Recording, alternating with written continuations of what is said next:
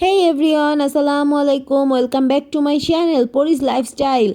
আশা করছি সকলে ভালো আছেন। আমিও আলহামদুলিল্লাহ ভালো আছি। আপনারা কি আমাকে একটু মিস করেছিলেন? এই যে একদিন পরে আমার ভিডিওটা পাচ্ছেন, আপনারা প্লিজ কমেন্টে জানাবেন আমাকে মিস করেছিলেন কি না।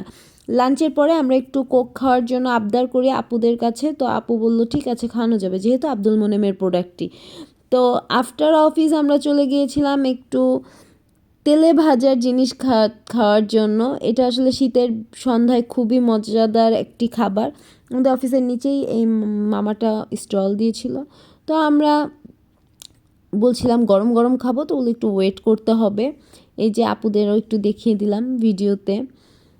সবাই একটু ভাজাভুজির দিকেই বেশি কনসার্ন ছিল। এই যে আপু হাই বলছে। এবং এখন আপনারা দেখতে পাবেন আমরা সেই সুস্বাদু খাবারটা খেয়েছি। এখানে ছিল ধনেপাতা, তারপরে বেগুনি, তারপরে একটা পাকোড়া, ফুলকপির চপ। এই তো টেস্ট সত্যি অনেক ভালো ছিল, প্রাইস অনুযায়ী টেস্ট অনেক ভালো ছিল।